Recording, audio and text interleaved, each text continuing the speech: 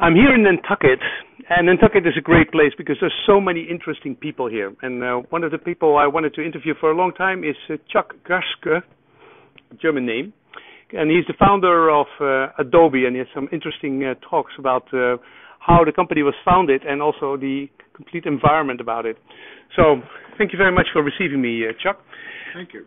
One of the first stories I heard about you when you gave a presentation about the Adobe story is that you were raised by a program which Kennedy came up with called Arpanet. Can you tell us about it, because it's fascinating?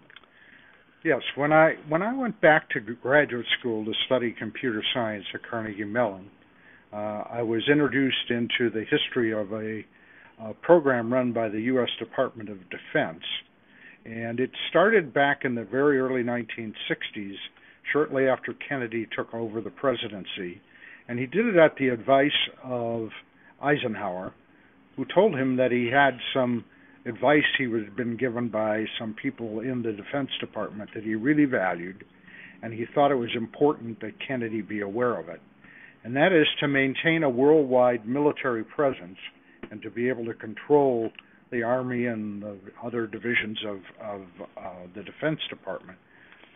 It wasn't realistic to continue with analog communications. They were going to have to move to digital communications. In the 60s already? Yes. And I'm sure neither one of those gentlemen understood what the implications of that was. But Kennedy in particular took Eisenhower seriously, and so he turned to McNamara, who was probably of the members of his cabinet the most technically oriented individual, and most importantly, he had the biggest budget. And he said, figure this out, find someone to run it, and we need to do this expeditiously, do it quickly. So what McNamara did is he went to MIT and he found an individual named J.C.R. Licklider. And J.C.R. Licklider was not an electrical engineer, he wasn't a computer scientist, he was a behavioral psychologist. But the reason he was hanging out at MIT is that he understood that there were people there working on what computers could do to be the basis of communications as opposed to the basis of calculations. And if you think back to the advertisements run by IBM and others in that time, they would tell you how many multiplies they could do in a microsecond and so forth. And from Licklider's point of view, that was sort of irrelevant. He wanted to look at the nest level. What could you do with that kind of machine and that kind of computational power? So McNamara talked to him and explained what he wanted to have done. Is he wanted to have a sufficient amount of money put into this, with the primary goal being to educate a whole new cadre of people who could take this discipline and build on it. But he said they're also going to have to do research so that if Congress ever calls me to task, I can justify it. So Licklider took the job, and he decided he wouldn't do it like the National Science Foundation, which typically takes a bundle of money and distributes a little bit to a lot of people, almost everyone practicing in whatever discipline that they want to support. He decided instead he wanted to focus on 15 to 25 centers of excellence, where he felt that the people who were involved were really the pioneers in taking this area of electronics and computing into a new century. And he wanted to make sure that those were the kind of people that he was supporting. So he ended up selecting several universities, places like Caltech, UCLA, Stanford, Berkeley, Utah, Illinois, Michigan, MIT, Harvard, and a few others, as places that were educational institutions that he wanted to support. But he also supported some industrial labs, like the Rand Corporation and Bolt, Beranek and Newman in Boston, and Lincoln Labs and MITRE and a few others. And he called the group, the computer science community that he was running underneath this Advanced Research Projects Agency, together, and he told each of them he would give them a significant amount of money, several $1 million a year. But there were some rules. And the rules were essentially the same for both the educational institution and the labs, with one major difference. In the educational institution, a primary goal was to educate this new cadre of people to work in the field. But rule number one was that everything that was being done at both the educational institutions and the industrial labs was not proprietary to that organization.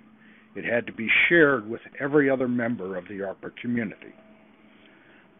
Rule number two was that they had to communicate with one another what they were doing and make sure that they held regular seminars and published information so that everyone was aware of all the research that was going on in a group and therefore could share it. The third thing was a rule that said that you had to take conscious effort to build a network, particularly among the graduate students who were part of this program, as well as the primary investigators.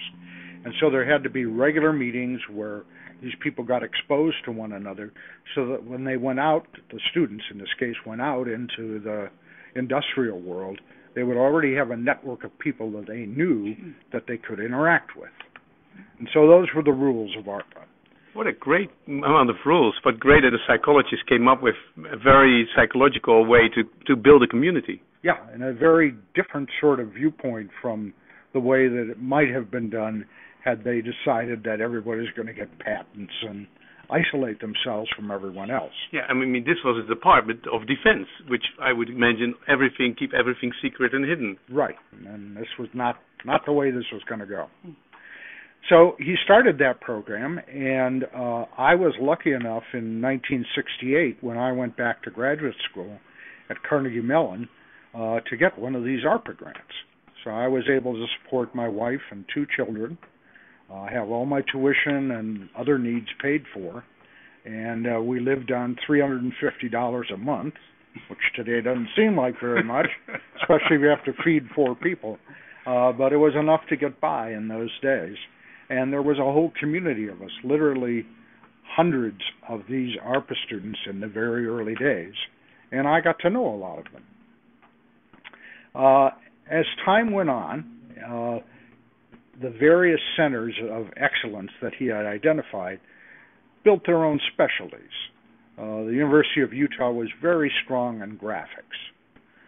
Carnegie Mellon was very strong in programming languages and the techniques for converting programming languages into machine code very efficiently. That happened to be where I did my thesis. And as we eventually got to the point that we were completing our doctoral degrees and we went out to look for jobs, a lot of us just followed that network.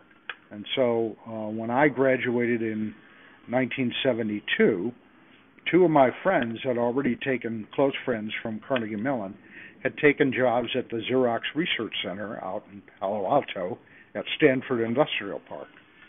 And so I, of course, went out there to interview. It was the first time my wife had really visited California, and of course you can't but fall in love with that. And so we decided to move there, even though we had grown up as young people together in Cleveland, Ohio. And that was the story of a great many people who came to work in both industry as well as in academic institutions. Yeah, so that story never gets told. Everybody always talks about Intel and about the previous, the Fairchild and the hardware side of the business, but this is really the grow up, the underneath, the layer of software which was created everywhere. Did you know through your career, did you meet a lot of these people again and again? Did that become sort of an old network? And hired some of them too. Yeah, I'm sure. So yes, that was the thing. And you shouldn't just isolate it to software, because electrical engineering was a big part of this education as well. And in fact, if you look through the lineage of all of the companies who have become household names in high technology, they're people who started those companies, who are the primary engineering talent in those companies. Almost all of them were educated in one way or another by ARPA. How much money was originally put in the program? I suppose at this point it's still alive, but not nearly as vibrant as it was back then. Certainly hundreds of millions of dollars, but not something. A year? No. Oh. A year in those days, it was probably, I'd say, in a strong year, 25 million a year.